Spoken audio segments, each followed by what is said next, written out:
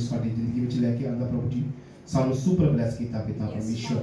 प्रभु जी आकाश के नीचे धरती के ऊपर इंसानों के बीच में कोई दूसरा नाम नहीं जिस तो सानू पापा दी माफी मिल सके। पाप माफ करने वाले सिर्फ तुसी खुदा प्रभु जी।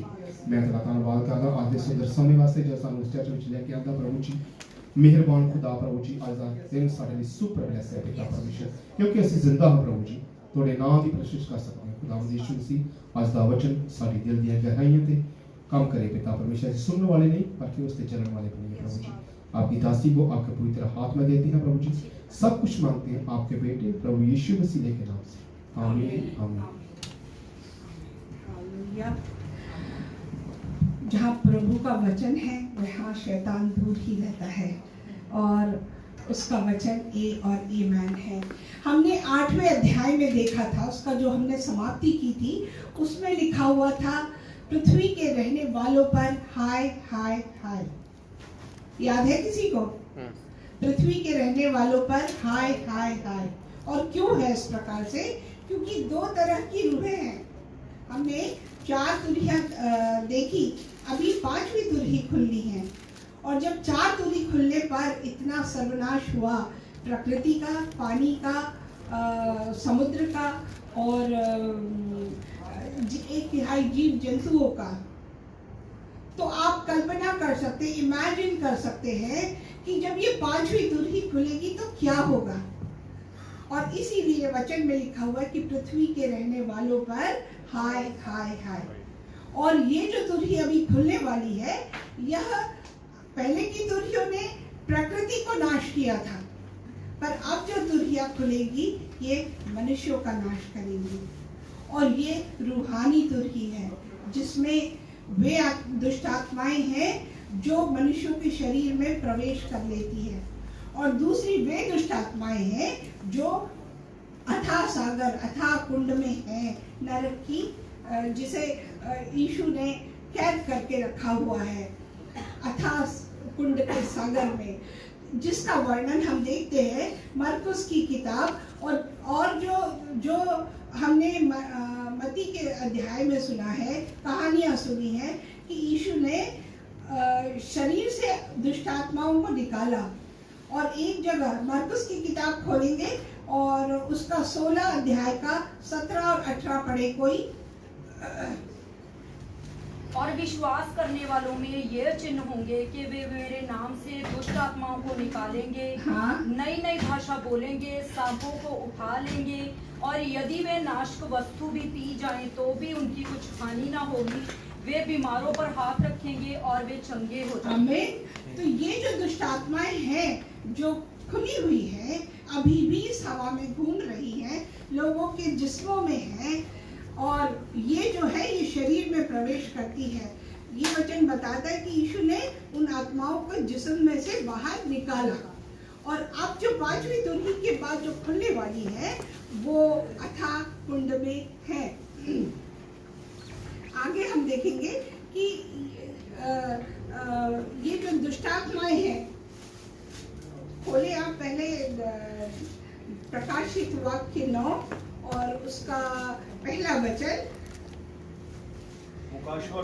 जब 5वें स्वर्ग ने तुरही फूकी तो मैंने स्वर्ग से पृथ्वी पर एक तारा गिरता हुआ देखा और उसे अथाह कुंड की कुंजी दी गई।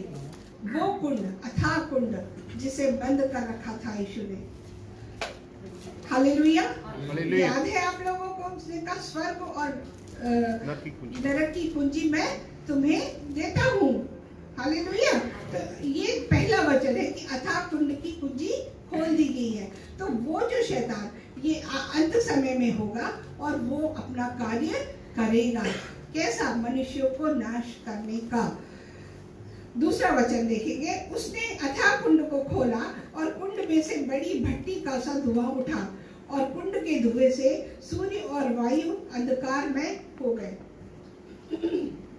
जब ऐसा होगा, उस कुंड को खोला जाएगा तो वहां इतनी भीषण आग है, इतनी भीषण आग है वहां कि उसमें से सिर्फ धुआं ही धुआं निकलेगा। अगर आप लोग को याद हो तो बीच में एक जगह पे कहीं यूरोपियन कंट्री में इस प्रकार की आग लगी थी कि पूरा आकाश धुआं धुआं हो गया था और पूरा जो हवा से होने वाला आवागमन था, आने जाने का रास्ता, वो बंद हो गया था। काफी समय के लिए वो रोक दिया गया था। तो आप इमेजिन करते जब प्रकृति में हुए धुएं से इस प्रकार हो सकता है, तो जो ये नरक का कुंड खुलेगा और उसमें जो आग है और उसमें जो धुआं है, उससे क्या होगा।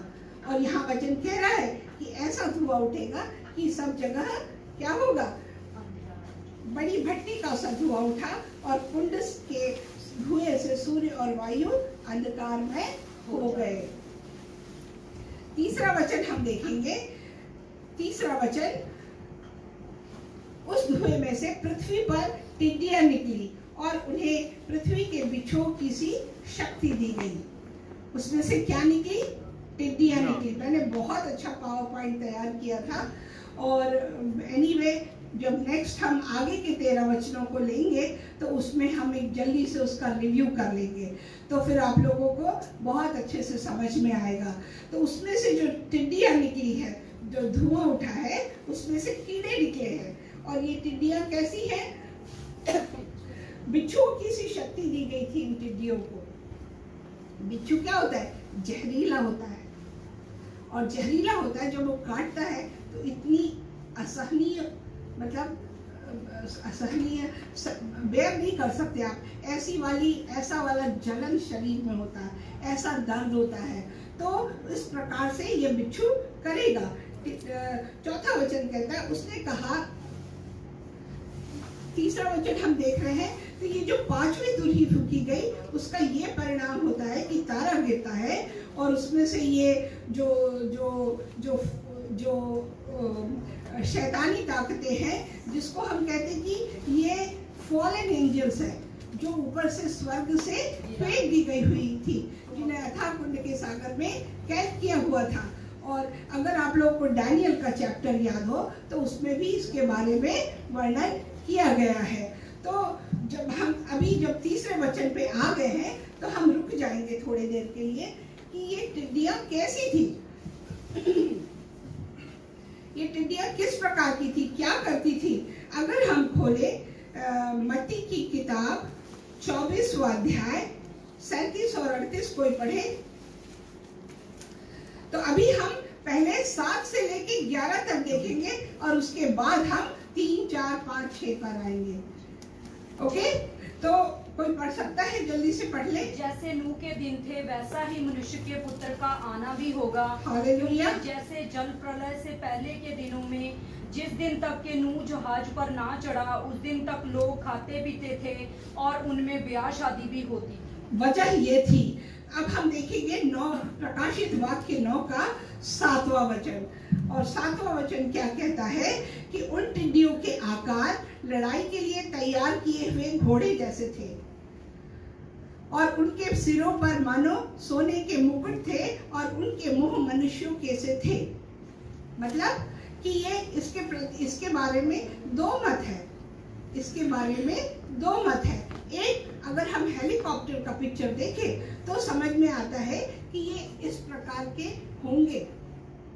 कैसे होंगे कि उनका लड़ाई के लिए तैयार किए हुए घोड़ों जैसे। और वो घोड़े कैसे? उनके मुंह से आग, गंधक और ज्वाला निकलेगी।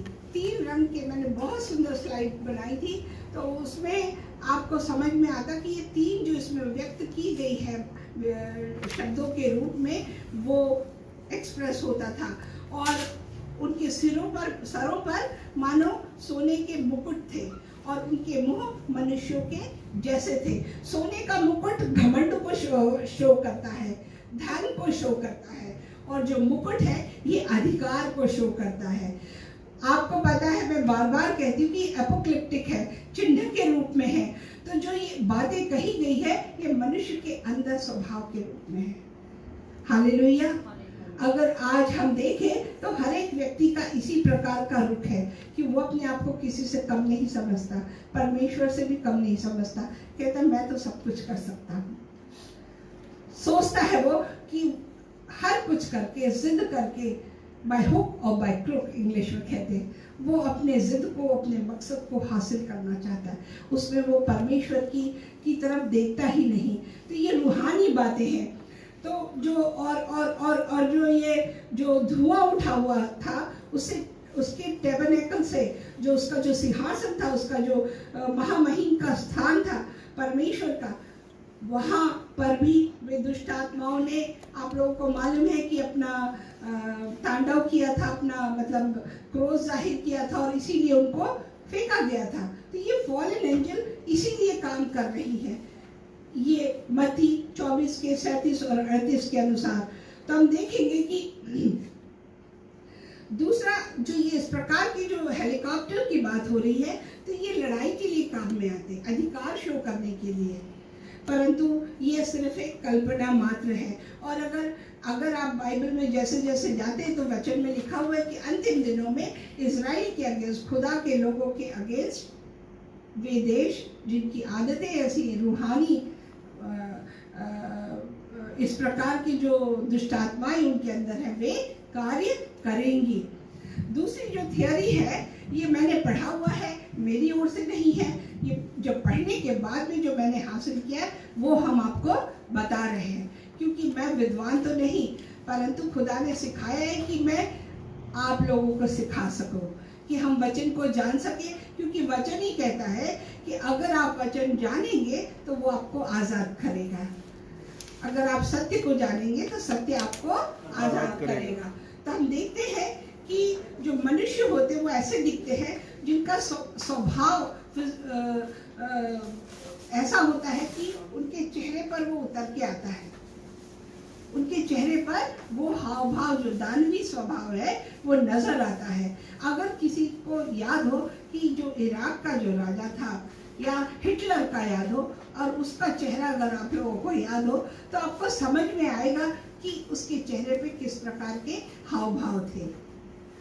वो बिल्कुल नजर आता था कि दुष्ट आत्मा से प्रभावित था। तो अगर उस समय ये हाल था, तो जब तुर ही बजेगी तो क्या होगा, ये हमें ध्यान रखना है। तो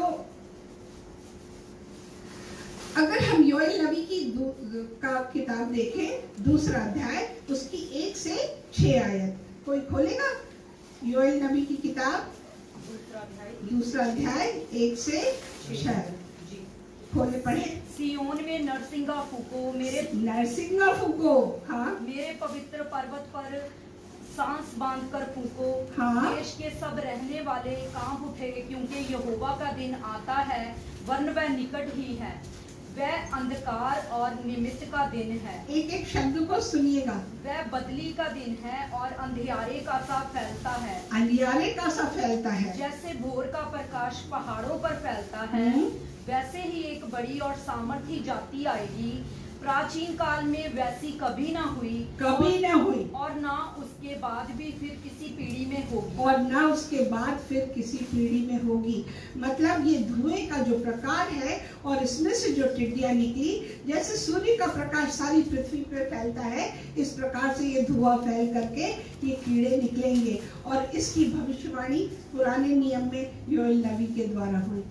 और बाइबल की एक एक वचन सत्य है प्रियो, हमें बहुत अलर्ट होकर सुनना है, और उसके अनुसार अपने आप को अंतिम दिनों के लिए तैयार करना है। और हम देखते हैं कि इसका जो संबंध है, ये बागे अदन से है। बागे अदन में यही हुआ था कि शैतान ने प्रवेश करके एफ्रात नदी के पास से, जिसके बारे में आप देखेंगे आगे, प्रवेश करके उसने आदम और हवा को नष्ट किया, गुनाह में डाला। हम देखते कि ये जो काम है बागे अदन का बगीचा, और हम सोचते कि ये कहाँ से आ गया, ये तो इतना सुंदर था, सूखा कैसे हो गया। ये वन टाइम एक्ट है। जब हम परमेश्वर को ग्रहण कर लेते तो पाक रूह उसकी आ जाती है, और हमें उसकी उपस्थिति में रहना है, वरना वह शैतान जो विचित्र प्राणी है, ये आपको भटकाने का कार्य करेगा। और क्या कहता है वचन में लिखा हुआ है कि मुख मलिन और देखने लायक नहीं होते हैं। और हम देखेंगे कि ये जो दानव, इसमें जो एक यहूदा की किताब है, यहूदा की किताब खोले 1 से 6, झूठ में लिखा हुआ है, इनका वर्णन किया हुआ है। ये ऐसे दानव पृथ्वी पर आ चुके हैं और हमें अगर हम सुनने बैठे तो कहानी सा लगता है, परंतु ये पृथ्वी पर है। अगर हम उत्पत्ति की किताब में देखें तो उस समय भी जो दानवी मनुष्य थे वो यहाँ आ गए थे, जो स्वर्गदूत के रूप में थे, परंतु जब गिरे तब वे विशालकाय बड़े दानव हो गए। जैसे कि गोलियत के विषय में हम देखते हैं कि वो इतना भयंकर, इतना विशाल था, इतना बड़ा था, जिसे दाऊद ने मारा था। कैन यू रीड यहूदा की पत्री 1 से लेकर 6 तक, एक ही अध्याय है उसमें। यहूदा की ओर से ध्यान से सुनिएगा, जो यीशु मसीह का दास और याकूब का भाई है, हाँ। उन बुलाए हुओं के नाम जो परमेश्वर पिता में प्रिय और यीशु मसीह के लिए सुरक्षित हैं, दया और शांति और प्रेम तुम्हें बहुतायत से प्राप्त होता रहे।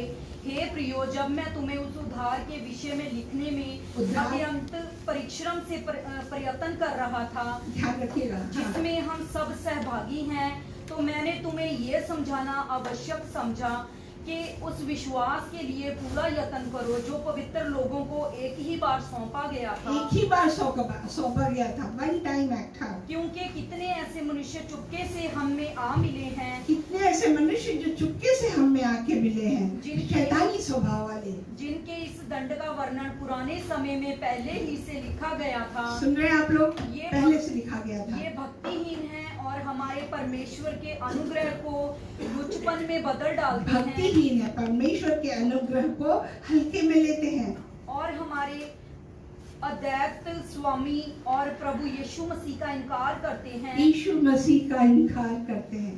कितने लोग हैं, समझाते रह जाओ उनको, बोलो, पर समझ नहीं पाते।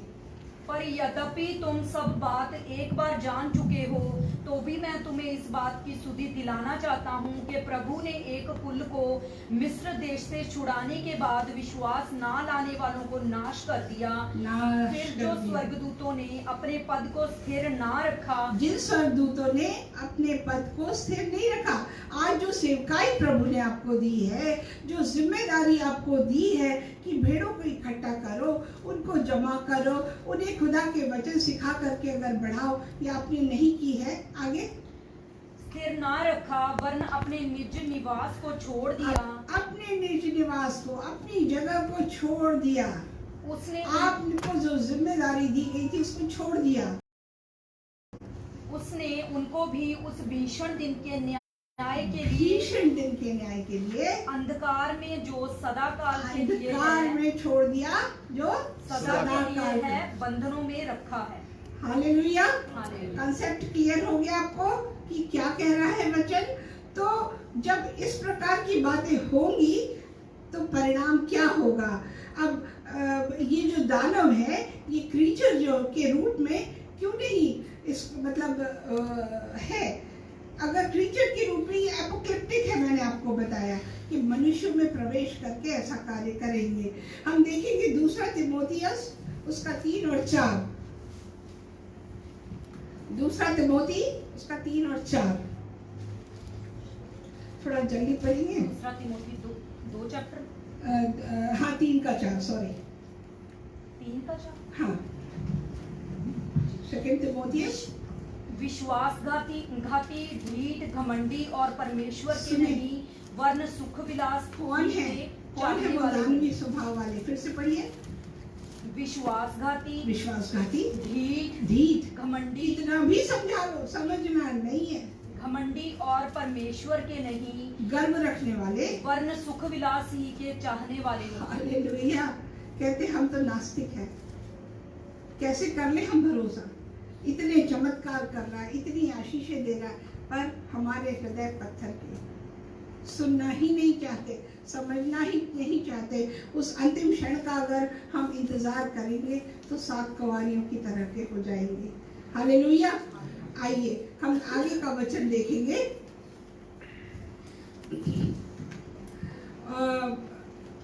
आगे पढ़िएगा 8वां वचन।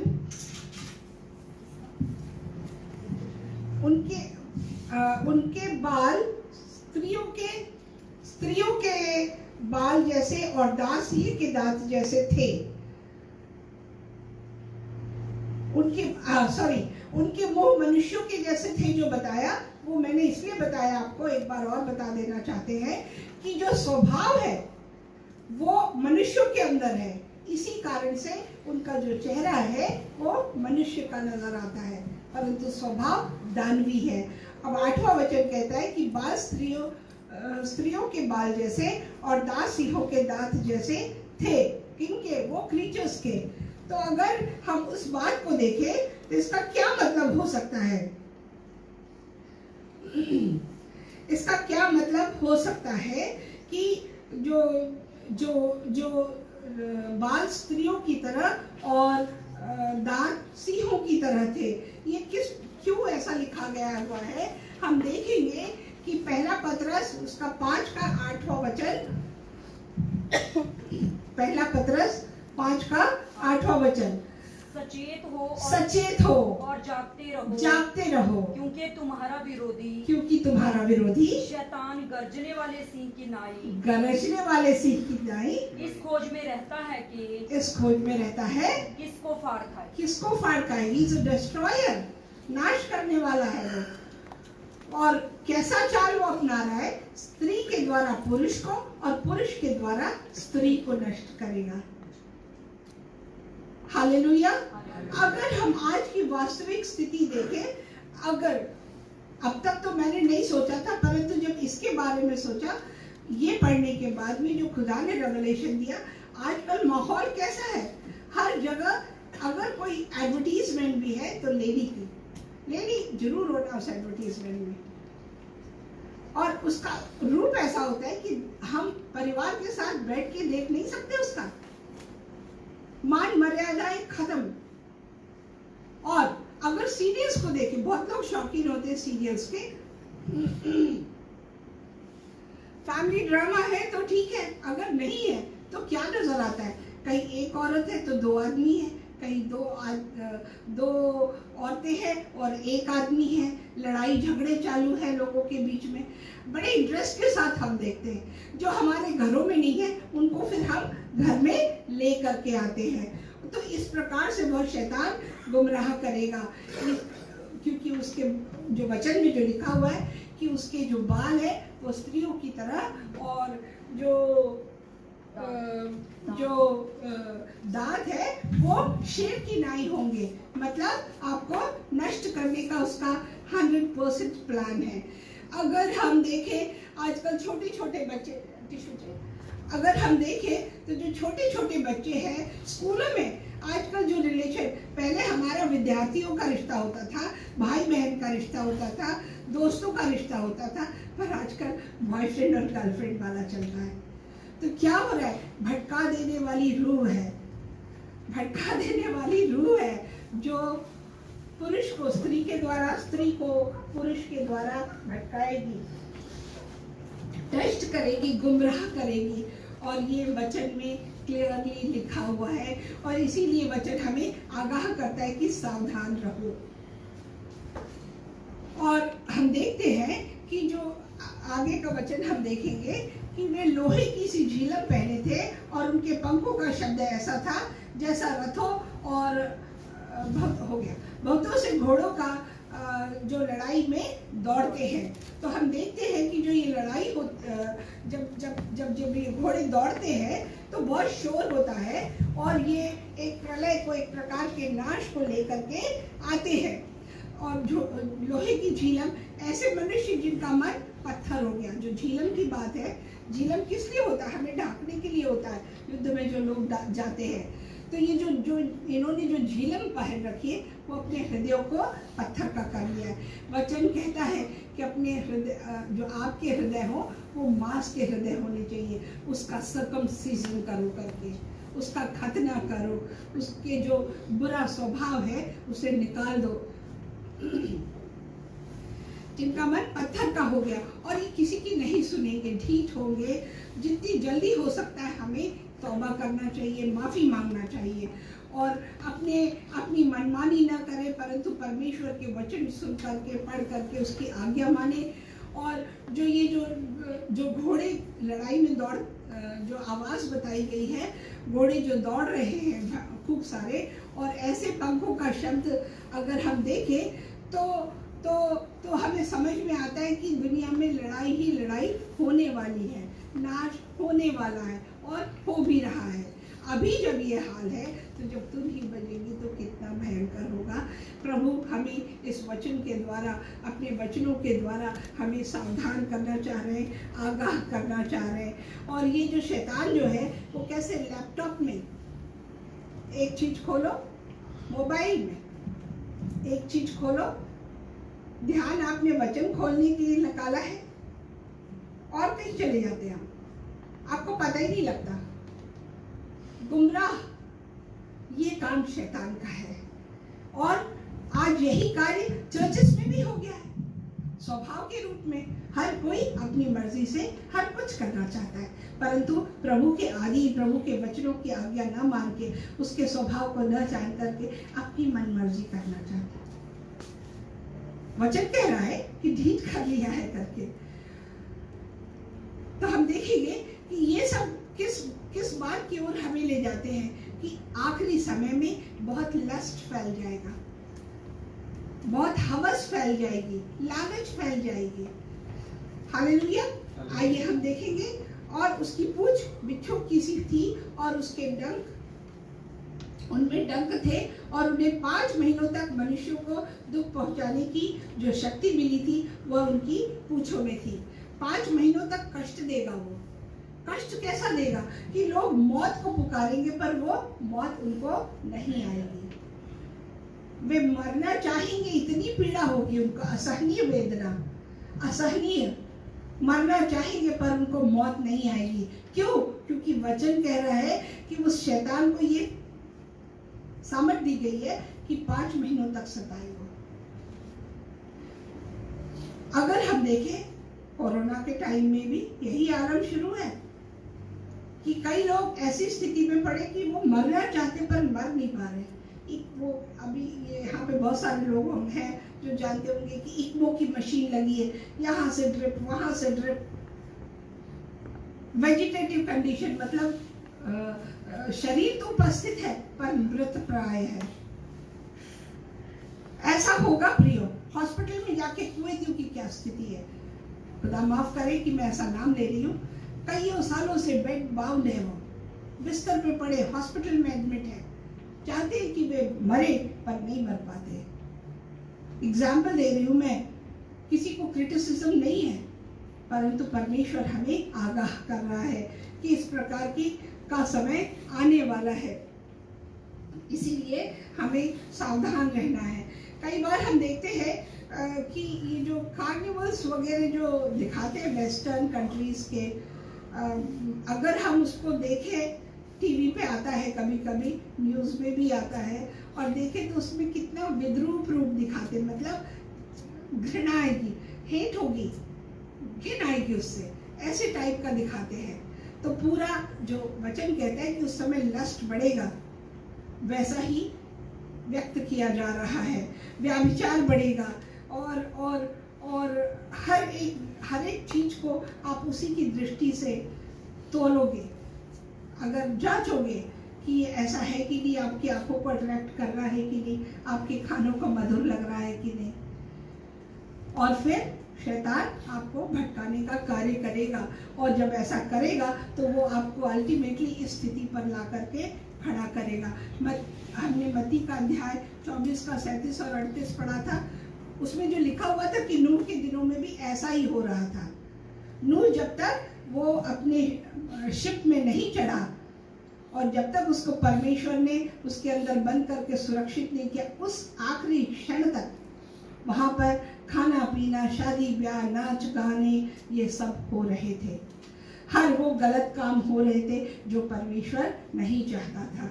व्यभिचार और क्या कहना चाहिए कि जो आजकल चालू है कि पुरुष पुरुष का ब्याह, स्त्री स्त्री का ब्याह, इन सबको इजाज़त नहीं थी, और यह सब कार्य उस समय हो रहा था।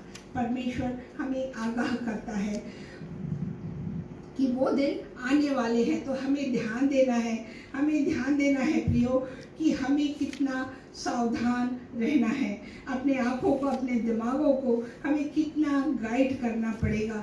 और यीशु के ही शब्द हैं ये, एक बार फिर से पढ़ लीजिए लखवी, मत्ती का 24वां अध्याय उसकी 21वीं आयत।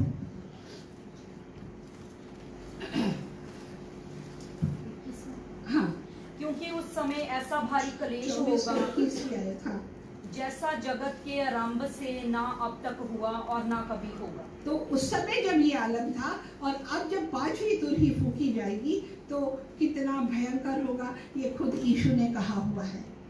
खुद ये यीशु के वचन हैं ये जो अभी आपने सुने। हम देखेंगे अभी आगे प्रकाशित वाक्य 9:10 कि उनकी पूंछ बिच्छू की सी थी और उनके डंक उनमें डंक थे और उन्हें 5 महीने तक मनुष्यों को दुख पहुंचाने की जो शक्ति मिली थी वो उनकी पूंछों में थी।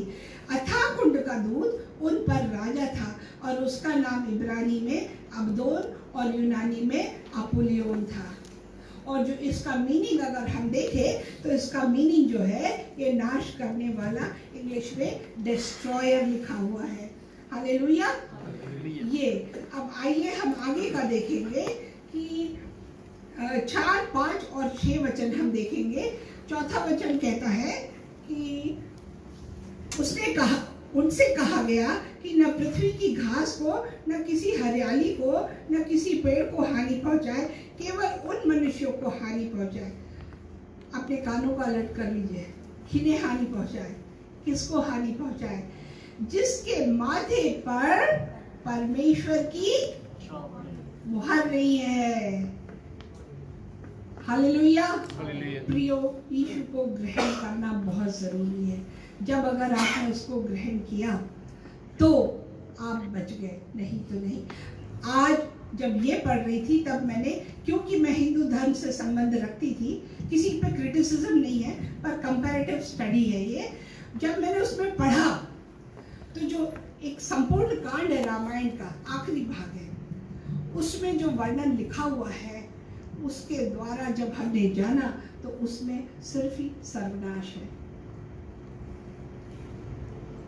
बचने की उम्मीद नहीं है वहां पे। जब फिर मैंने बाइबल का फिर से ये पढ़ा तो मैंने जाना फिर से।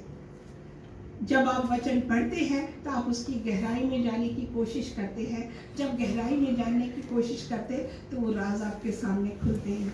ठीक वैसा मैंने जाना। तो क्या ही अच्छी बात होगी कि आप परमेश्वर को ग्रहण करें और उसकी मुहर आप पर हो, उसका अनुग्रह आप पर हो कि वो अंत के दिनों में आपको बचा सके। 5वां हम देखेंगे 5 महीने का क्या संबंध है मुझे नहीं समझ में आया। हमने जानने की कोशिश की पर वो भेद इतना नहीं खुला।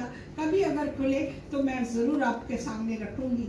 परंतु ये समझ में आया कि परमेश्वर ने 6 दिन तो रचना की, 7वें दिन आराम किया और शैतान परमेश्वर नहीं है तो वो 5 महीने की बात हो रही है, वो विनाश करेगा। ये मेरे समझ में आया।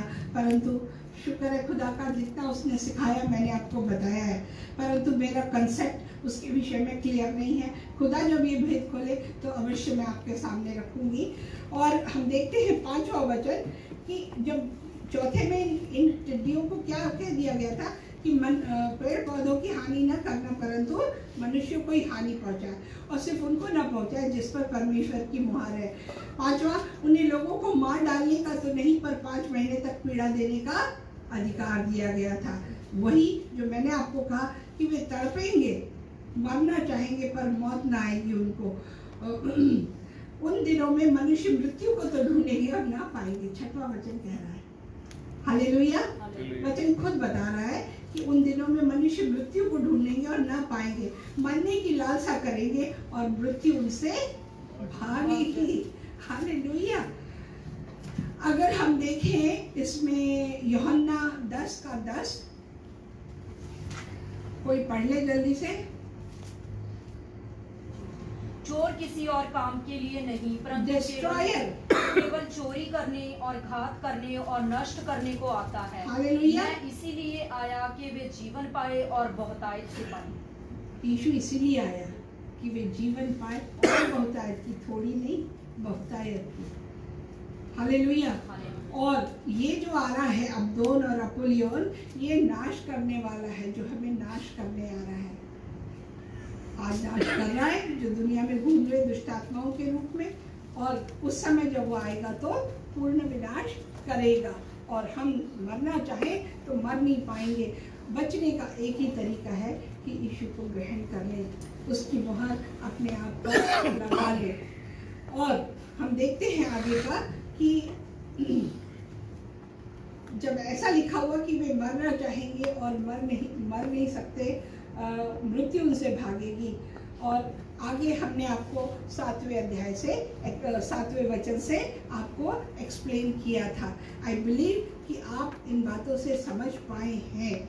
और 12वां वचन हम देखेंगे, पहली विपत्ति तो बीत चुकी, मतलब ये 5वीं तुरही थी, पहली विपत्ति तो बीत चुकी, देखो अब इसके बाद 2 विपत्तियां और आने वाली। हमने क्या पढ़ा था? 7 तुरहियां, तो ये 5वीं है, 2 और आने वाली है। परमेश्वर बता रहे हैं अपने वचन के द्वारा, हमें आगाह कर रहे, हमें सावधान कर रहे कि ये 5वीं तुरही खुलने पर, बजने पर ये दृश्य है, ये आलम है। तो जो बाद की 2 तुरहियां फूंकी जाएंगी उसमें क्या होगा। हालेलुया। और जो 13वां वचन है वो क्या कहता है? जब 6वें स्वर्गदूत ने तुरही फूंकी तो सोने की वेदी जो परमेश्वर के सामने है उसके सिंगों में से मैंने ऐसा शब्द सुना। हम यहाँ पर आकर के रुक जाएंगे। ये 6वीं तुरही के बारे में है। और आपको ये भी बता दूं कि ये जो इसमें आपको फरात नदी के बारे में वर्णन मिलेगा। 4 नदियों की बातें हैं बाइबल में लिखी हुई, और 4 नदियों के बारे में उनका जगह, उनका गुण, उसके बारे में बताया गया, पर सिर्फ फरात नदी के बारे में नहीं बताया गया। फरात नदी जिसका गुण, जिसका डिटेल, वो एक रहस्य है, वो परमेश्वर आगे के वचन में खोलेगा। तो हम यहाँ पर आकर के रुक जाएंगे जहाँ 6वीं तुरही फूंकी जाएगी, और इसका हम नेक्स्ट फ्राइडे हम इसके बारे में अध्ययन करेंगे। और आपको बता दें कि जो हमने अभी तक पढ़ा है, अगर किसी को नहीं समझ में आया है तो हम कोशिश करेंगे कि नेक्स्ट जब हम प्रीच करें 9वें अध्याय पर 13 वचन से आगे, तो एक उसका हम फास्ट फॉरवर्ड करके उसका मुतायला कर लेंगे, जो आप लोग कहते हैं कि उसके बारे में मनन कर लेंगे।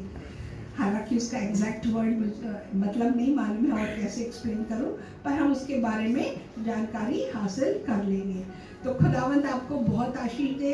मेरा विश्वास है कि जो भी कुछ मैंने मेरे पास जो मटीरियल लिखा हुआ था उसमें से आप लोगों को समझा के दिया है और आप लोगों ने वो ग्रहण किया। आइए हम अपनी आंखों को बंद करें, खड़े हो जाएं, एक दुआ करेंगे। हे परमपिता, धन्यवाद देते हैं, स्तुति महिमा प्रशंसा देते प्रभु। आज विश्वास है प्रभु कि आपने अपने पाकरू की उपस्थिति में मेरा इस्तेमाल किया है और आपने अपने बच्चों को समझाया है परमपिता। हे प्रभु जी, आपका वचन कहता है कि अगर हम द्वार खोलें अपने हृदय का तो ही आप प्रवेश करेंगे। अगर हम आपके वचन को ग्रहण करने का हृदय रखेंगे परमपिता, तो आप हमें अपने भेद समझा करके हमारे प्राणों की रक्षा करेंगे परमपिता। वो प्राण जो आपको प्रिय है, आत्माएं जो आपको प्रिय है, जिन्हें आपने बचाने का मकसद रखा था प्यारे पिता। हे प्रभु जी, इन सभी आत्माओं को जिन्होंने ये वचन को सुना है प्रभु जी, आपके सामने समर्पित कर देते हैं। हे परमपिता, इन सब पे आपकी मुहर लगी है प्रभु जी, क्योंकि आपका वचन कहता है जिन्होंने विश्वास कर लिया उन पर भी मुहर लगेगी। हे परमपिता, अगर आप पे विश्वास करके, राई के दाने के बराबर भी विश्वास करके ये आपके सामने आते हैं परमपिता, तो आपकी मुहर इन पर है, ये मेरा विश्वास है प्यारे पिता। और आप अपने वचन के भेद खोलेंगे, हमसे बातें करेंगे, हमें समझाएंगे प्यारे पिता, ये मेरा विश्वास है। आज दर्शन देंगे परमपिता, आप उनसे बातें करेंगे, नींद में, स्वप्न में, जागते हुए उन्हें विजन देंगे। हे प्यारे पिता, ऐसा ही होने दीजिएगा कि हमारी रूहें बदले, हमारे जीवन आपके सामने समर्पित हो। धन्यवाद देते इस प्रार्थना को आपके प्यारे बेटे यीशु मसीह के मीठे पवित्र और सामर्थी नाम से मांगकर पा लेते हैं।